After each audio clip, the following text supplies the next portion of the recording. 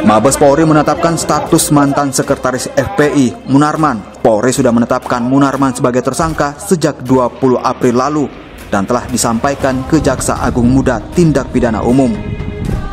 Ditetapkan tersangka pada tanggal 20 April. Tanggal 20 sampai 27 kecuali penetapannya setelah ditangkap. Meski penangkapannya baru dilakukan 27 April 2021, hal itu karena adanya administrasi dan operasional yang dibutuhkan.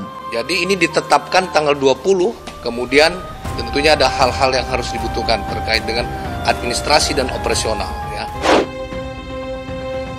Di dalam surat perintah penangkapan, pasal yang dipersangkakan kepada tersangka M adalah pasal 14 Junto pasal 7 dan atau pasal 15 Junto pasal 7 Undang-Undang Nomor 5 Tahun 2018.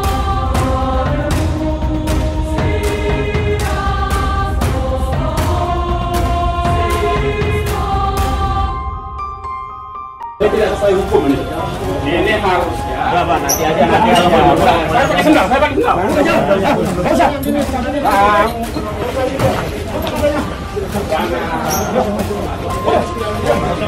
Penetapan tersangka telah disampaikan kepada Jaksa Agung Muda Tindak Pidana Umum.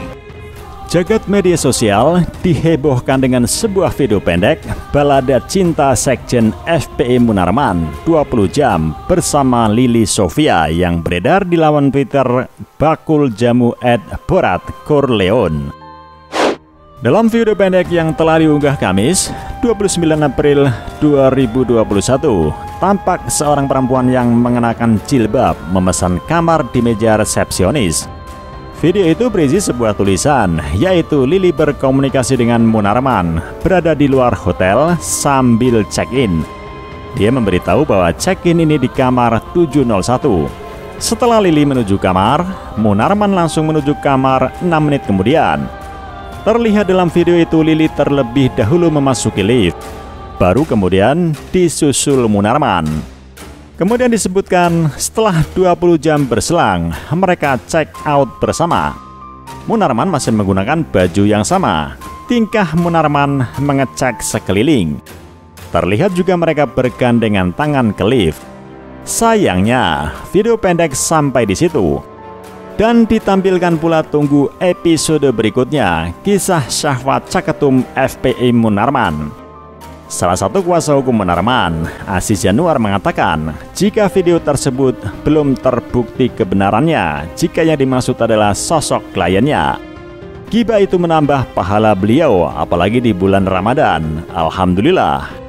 Juru bicara mantan organisasi masyarakat Front Pembela Islam atau FPI, Munarman sendiri telah diamankan oleh jajaran penyidik Detasemen Khusus atau Densus 88 Anti Teror di kediamannya di kawasan Modern Hill, Pondok Cabe, Tangerang Selatan, Selasa 27 April 2021. Kini Munarman ditahan di rumah tahanan atau rutan Polda Metro Jaya untuk dilakukan pemeriksaan lebih lanjut terkait dengan perbuatannya tersebut. Pengacara Habib Rizik Syihab itu ditangkap di rumahnya di Pamulang oleh Densus 88 Anti Teror pada hari Selasa 27 April sekitar jam 15.30 WIB. Munarman yang lahir di Palembang, Sumatera Selatan, 16 September 1968 merupakan anak ke-6 dari 11 bersaudara. Karir Munarman dimulai saat dia bergabung dengan Yayasan Lembaga Bantuan Hukum Indonesia atau YLBHI di Palembang sebagai sukarelawan pada tahun 1995.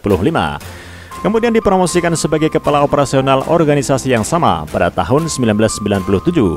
Kemudian Munarman menjadi koordinator Kontras Aceh pada tahun 1999 sampai 2000. Pada bulan September 2002, Munarman terpilih sebagai Ketua Yayasan Lembaga Bantuan Hukum Indonesia atau YLBHI setelah YLBHI mengalami kekosongan kepemimpinan selama 9 bulan. Jabatannya sebagai Ketua YLBHI terhenti pada tahun 2006 setelah digantikan oleh Patra M. Zain sebagai Ketua Umum Yayasan Lembaga Bantuan Hukum Indonesia untuk periode 2006-2011. Munarman sempat disebut sebagai tokoh Hizbut Tahrir Indonesia atau HTI pada 2006. Sehingga pada Juni 2006, Munarman dipecat sebagai Ketua Dewan Pengurus YLBHI Indonesia. namun dirinya melawan dan berjanji tidak akan mundur. Selanjutnya pada April 2008, Munarman menjabat sebagai ketua dari Ansor Institute. Pada Januari 2013, Munarman sempat dicalonkan oleh Surya Dharma Ali, Ketua Umum P3, sebagai kandidat legislatif.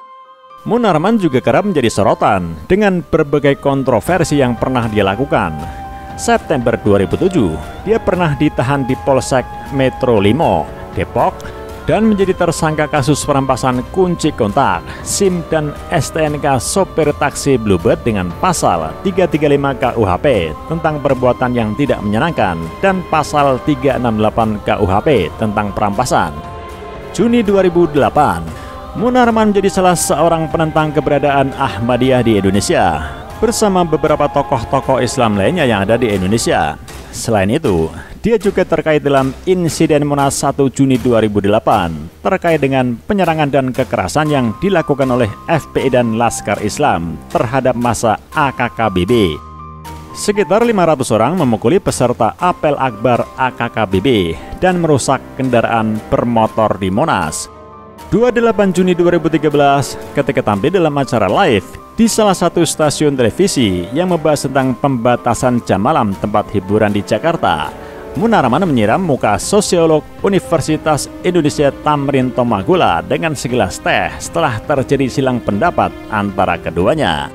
Dan Februari 2021, beredar video yang memperlihatkan bahwa Munarman berbaiat kepada ISIS. Mabes Polri menetapkan status mantan sekretaris FPI, Munarman. Polri sudah menetapkan Munarman sebagai tersangka sejak 20 April lalu dan telah disampaikan ke Jaksa Agung Muda Tindak Pidana Umum. Ditetapkan tersangka pada tanggal 20 April. Tanggal 20 sampai 27, kecuali penetapannya setelah ditangkap.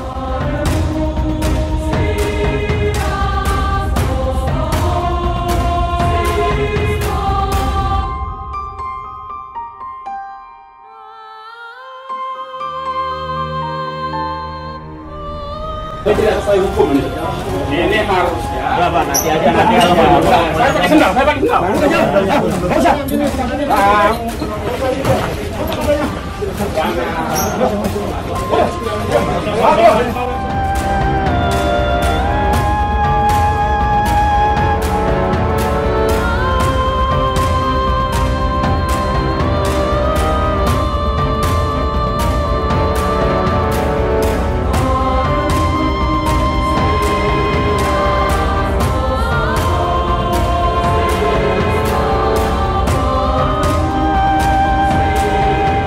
Dalam surat perintah penangkapan, pasal yang dipersangkakan kepada tersangka M adalah pasal 14 Junto pasal 7 dan atau pasal 15 Junto pasal 7 Undang-Undang Nomor 5 tahun 2018.